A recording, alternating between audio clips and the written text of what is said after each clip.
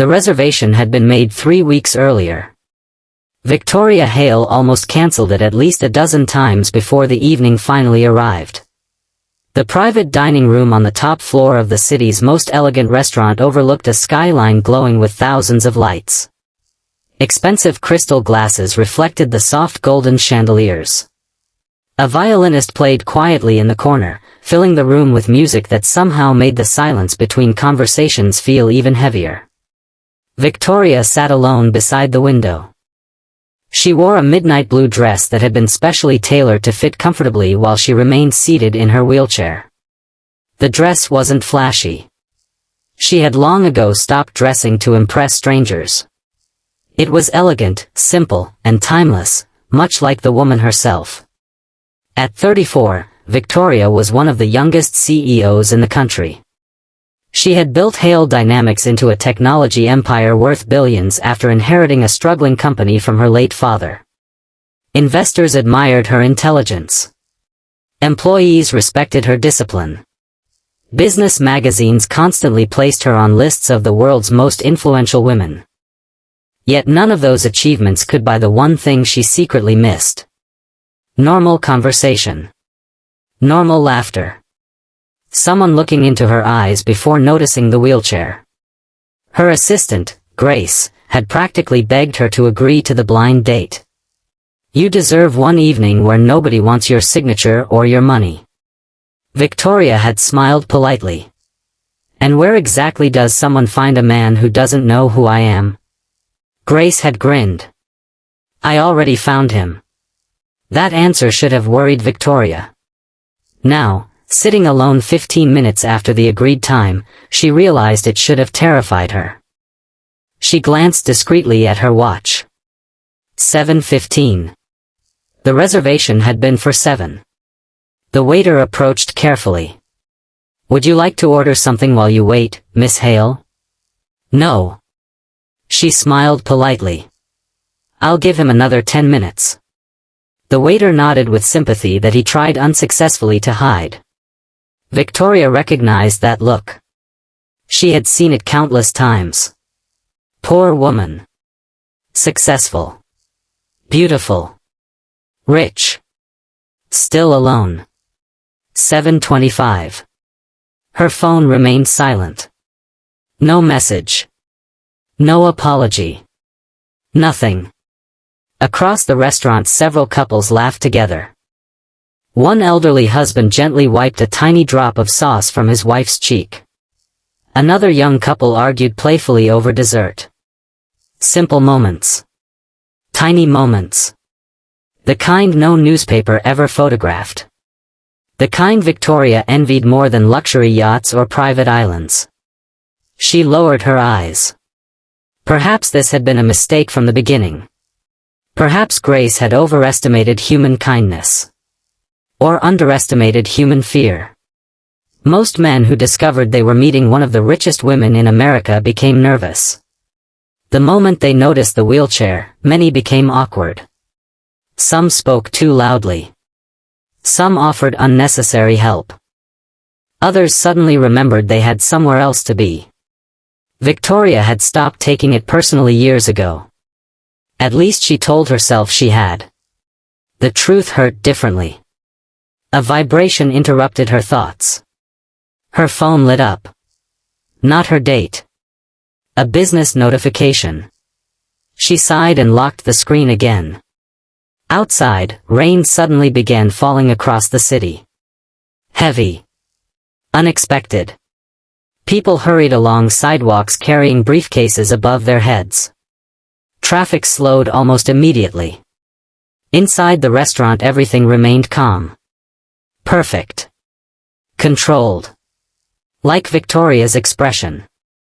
Only Grace, if she had been sitting there, would have noticed the disappointment quietly settling behind those composed green eyes. At exactly 7:38 the restaurant manager hurried toward her table. He looked uncomfortable. Miss Hale. I am terribly sorry.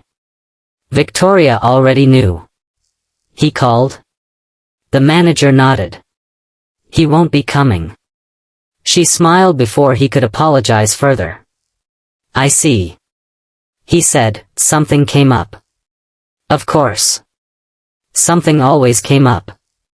She thanked the manager for telling her and reached for her purse. No charge for the reservation, he said quickly. I insist on paying. Miss Hale. I reserved the room. Her voice remained calm. I pay my bills. The manager bowed respectfully. As he walked away, Victoria closed her eyes for just a second. 1 second.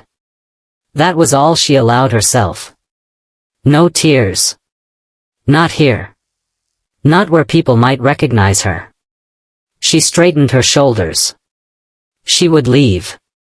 Return to the penthouse. Review tomorrow's board presentation. Pretend tonight had never happened. She reached for the wheels. Then she heard shouting near the restaurant entrance. A soaked man stood just inside the lobby. Water dripped from his dark leather jacket onto the marble floor. His jeans were stained with grease. His work boots left muddy footprints everywhere. Several guests frowned immediately. One hostess hurried over. I'm sorry, sir. This restaurant requires formal attire. The man looked embarrassed. I know. His voice was deep but gentle. I'm actually looking for someone. Do you have a reservation? No. I'm afraid you'll need to leave. He rubbed the back of his neck awkwardly. I just need 5 minutes. The hostess shook her head. I'm sorry. Nearby diners had already begun staring. Some whispered. One businessman rolled his eyes. Victoria watched quietly. The stranger looked completely out of place. Broad shoulders.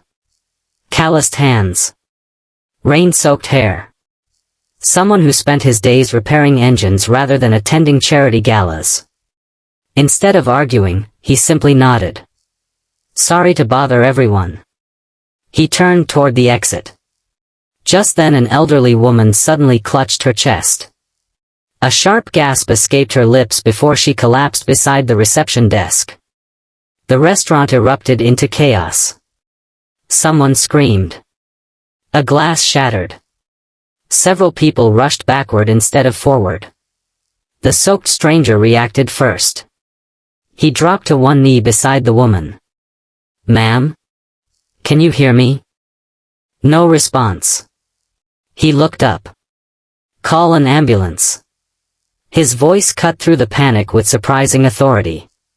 A young waiter froze. The stranger pointed directly at him. You.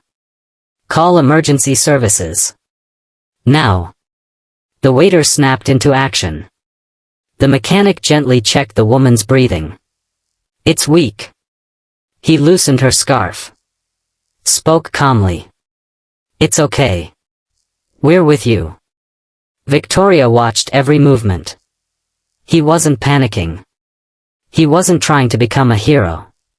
He simply focused on helping. An older doctor dining nearby rushed over. I'm a cardiologist.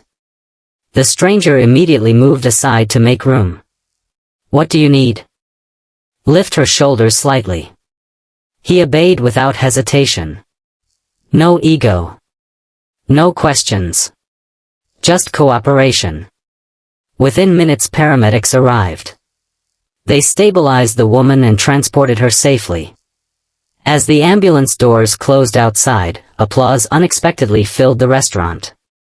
The mechanic looked confused. He almost seemed embarrassed by the attention. It's nothing. The doctor approached him. You handled that situation remarkably well. The man shrugged. My mother had heart problems. He smiled sadly. I learned a few things. The doctor shook his hand. You probably saved valuable minutes. The mechanic thanked him quietly and headed toward the exit once again. Victoria found herself watching him leave. Something about him felt different. Not because he had helped. Many people helped. It was the way he disappeared afterward. No attempt to collect praise. No dramatic speech. No request for recognition. Just quiet decency. Without fully understanding why, Victoria called out. "Excuse me."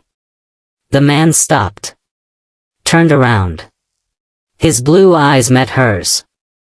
For a brief moment neither of them spoke. He walked closer. "Yes, ma'am?" She almost laughed. Nobody under 60 had called her ma'am in years. "I wanted to thank you." "For what?" "For reminding everyone that kindness still exists." He smiled. "I was just nearby." "No." She shook her head. "You were paying attention." He looked at her wheelchair for exactly 1 second. Then looked back into her eyes. No pity. No discomfort. Just attention. She noticed immediately. "So," he said with an awkward grin, "I guess this is where I'm supposed to say you're welcome." She laughed.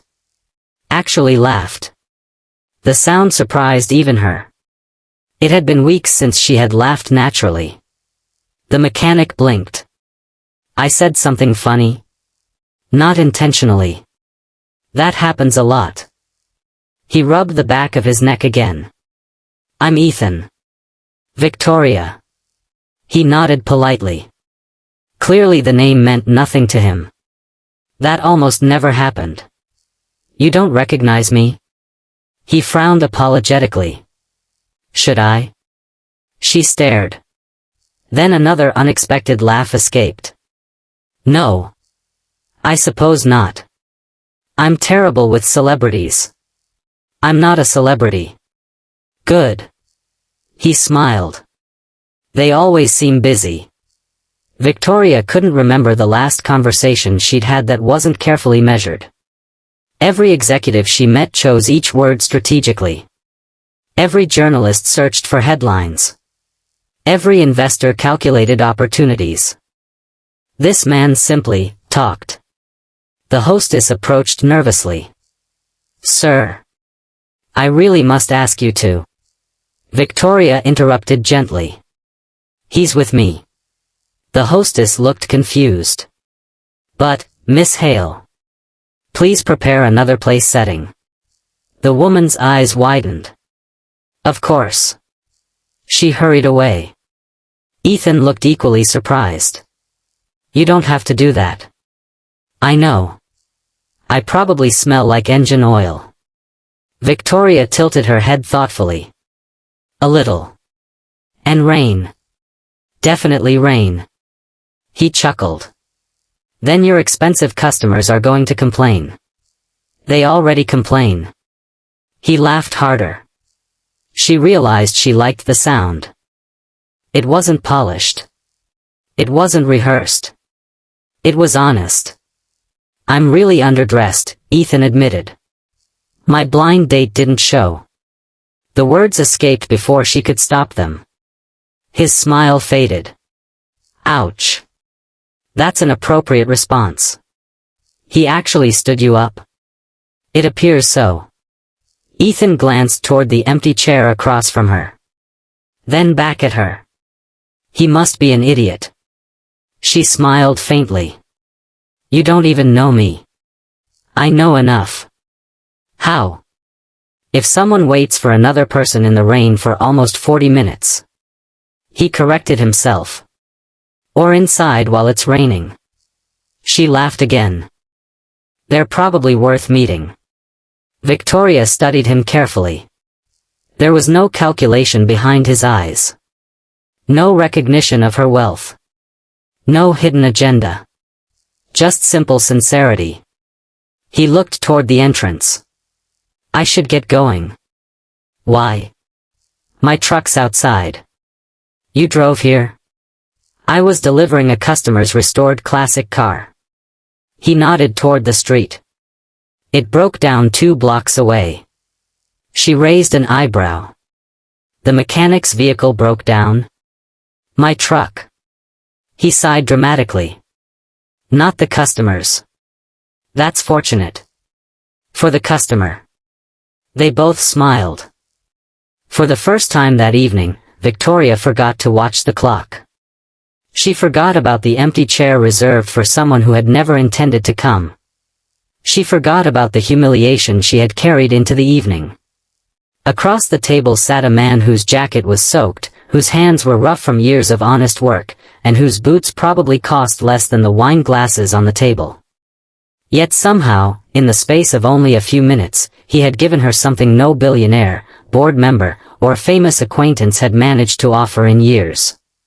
He had treated her like she was simply another person. Not a headline. Not a fortune. Not a woman confined to a wheelchair. Just Victoria.